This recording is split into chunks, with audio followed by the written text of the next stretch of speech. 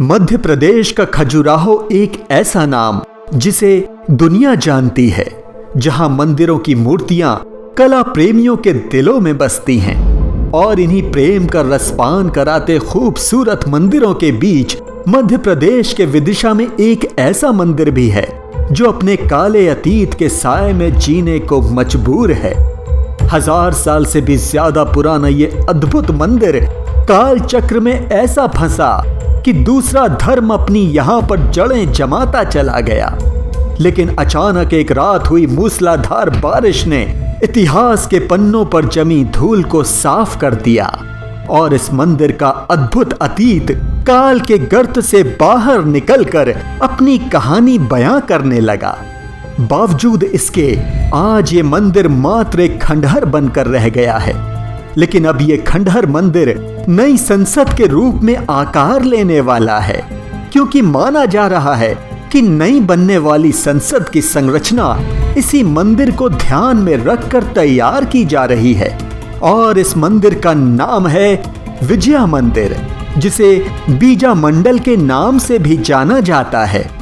आखिर क्या है इस मंदिर का रहस्य, ये जानने के लिए आपको मेरे साथ चलना होगा मध्य प्रदेश के विदिशा जिले में, जहां ये मंदिर स्थित है। इसकी विशालता का अंदाजा इसी बात से लगाया जा सकता है कि अभी तक पूरी खुदाई हुए बिना भी विजया मंदिर की लंबाई खजुराहो के सबसे बड़े मंदिर कंडरिया से भी ज्यादा है। जानकारों का मानना है कि इसकी अगर ढंग से खुदाई की जाए तो जमीन के अंदर ये मंदिर अभी भी 2 से 3 मंजिल तक धंसा हुआ है। पुरातत्व में रुचि रखने वालों के लिए यह स्थान किसी जन्नत से कम नहीं है, परंतु भक्तों के लिए यह मात्र इतिहास का एक काला अध्याय बनकर रह गया है। माना जाता है कि इस मंदिर का निर्माण 8वीं शताब्दी में हुआ था, यानी 12वीं शताब्दी में बने विश्व के सबसे बड़े हिंदू मंदिर अंकोर वाट मंदिर से भी 400 साल पहले यह मंदिर अस्तित्व में आ चुका था।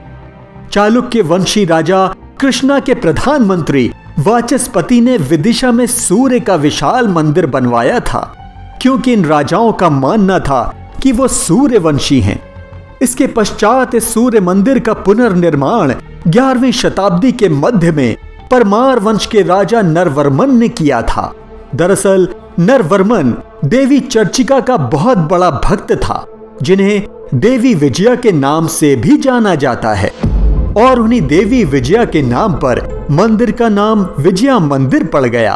परंतु आपको जानकर आश्चर्य होगा कि विजया मंदिर का जो पुनर्निर्माण 11वीं शताब्दी के मध्य में शुरू हुआ था, वो आज भी अपूर्ण ही नजर आता है, जबकि यह मंदिर बहुत भव्य हुआ करता था। इसकी गिनती देश के भव्य मंदिरों में हुआ करती थी, परंतु मुस्लिम क्रूर शासकों की नजरों में इस मंदिर की भव्यता हमेशा चुभती रही। सबसे पहले दिल्ली के शाह मोहम्मद गौरी के गुलाम अल्तमश ने इस मंदिर को तोड़ा और फिर लूटा। इसके बाद मंदिर का फिर से निर्माण किया गया। फिर इसके बाद अलाउद्दीन खिलजी ने इस मंदिर को नष्ट किया, फिर महमूद खिलजी ने, फिर बहादुर शाह ने, और आखिरकार मुगल शासक औरंगजेब की आंखों में भी यह मंदिर कांटे की तरह चुभने लगा। उसने अपनी फौज को भेजकर इसे नष्ट करना चाहा, परंतु यह मुमकिन नहीं हुआ।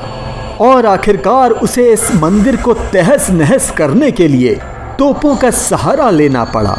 मंदिर के शिखरों को तोड़ा, अष्टकोणीय भाग को चुनवाकर चतुष्कोणीय कर दिया गया, मंदिर के अवशेष दबाकर दालान बनवाए और फिर मीनारें तान दी और उसे मस्जिद का रूप दे दिया, जिसका नाम रखा गया आलमगीर मस्जिद। ये साल था 1682।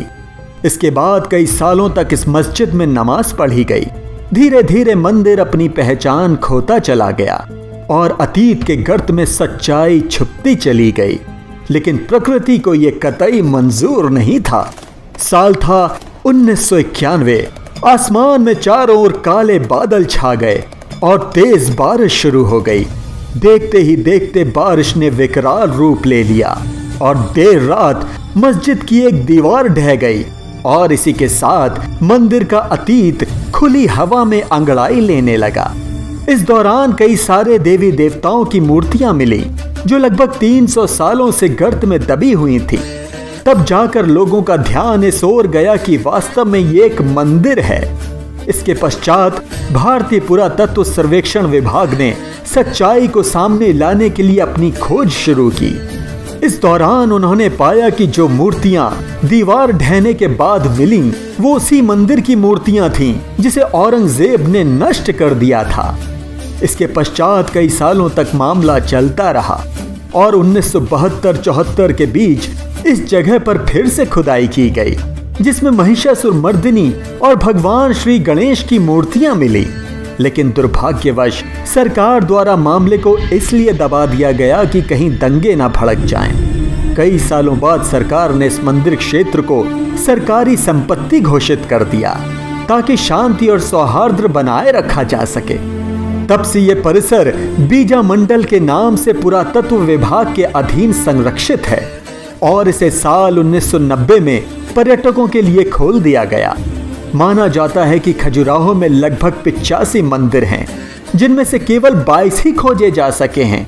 यानी बीजा मंडल जैसे कई और भी मंदिर हैं जिन्हें खोजा जाना अभी बाकी है। स्थानीय लोगों की माने तो मंदिर की यह संरचना जमीन में एक बहुत बड़े टीले के नीचे थी, जिसे एक सफेद पत्थर द्वारा चिन्हित किया गया था। और यही कारण है कि यहाँ के लोग इस टीले पर हर रात तेल का पवित्र दिया जलाते हैं। लेकिन अपनी पहचान को तरसता ये मंदिर नए भारत की नई संसद के रूप में जन्म लेने वाला है। दरअसल भारत सरकार जिस नई संसद का निर्माण कर रही है, माना जा रहा है कि उसका आकार ठीक विजया मंदिर जैसा ही है। यानी अतीत में खोया ये मंदिर लोकतंत्र के मंदिर का रूप धारण करने वाला है। इस बारे में आपका क्या कहना है, हमें अवश्य बताइएगा। और हाँ, वीडियो पसंद आए तो लाइक, शेयर और बेल आइकन दबाकर चैनल सब्सक्राइब जरूर कीजिएगा। आपका दिन शुभ हो।